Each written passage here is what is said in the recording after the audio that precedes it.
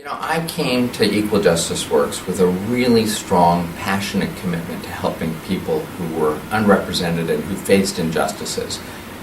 I don't know about you, but I know my blood boils when I see injustice, when I see the mass incarceration of people of color, when I see civil rights being violated, when I see injustices faced by veterans who are returning from service. It just makes me so angry and frustrated that our country is not living up to its values of equal justice for all. So this organization really is about instilling those values in young lawyers and getting them to do this work.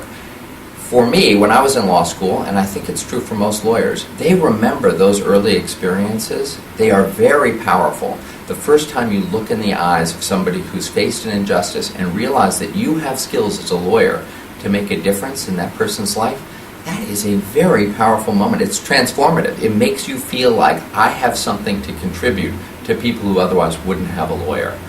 So that whole notion of pro bono, public service, this idea that we as a profession have something to offer, to give back in order to make justice real for people, is very powerful. And if you can give those experiences early in a lawyer's career, it's contagious. You feel like you got to keep on doing it because it's the most satisfying work. You really feel it's frustrating at times as well, but it can be incredibly powerful to be able to make a difference in somebody's life. So one of my favorite stories is a woman who went to Tulane Law School. They have a mandatory pro bono program there, and she resented it. She did not want to be forced into doing pro bono work. She thought, it's mandatory volunteerism. That's not right. But she took on a case, and it involved somebody who was facing eviction, and she got the papers, and she figured out that she could write a letter to the landlord and explain the conditions and try to fix the situation. And as simple as a letter, which took her 2 to 3 hours to write, changed the life of that client, where they were able to stay in the property. Now, that experience, even though she did it reluctantly, it turned her into a pro bono champion.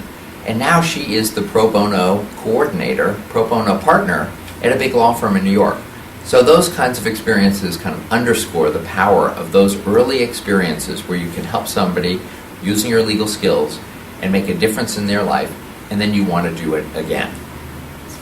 It's powerful stuff. And again, it's very satisfying and fulfilling for lawyers in particular, especially when you look at the avalanche of injustices in this country.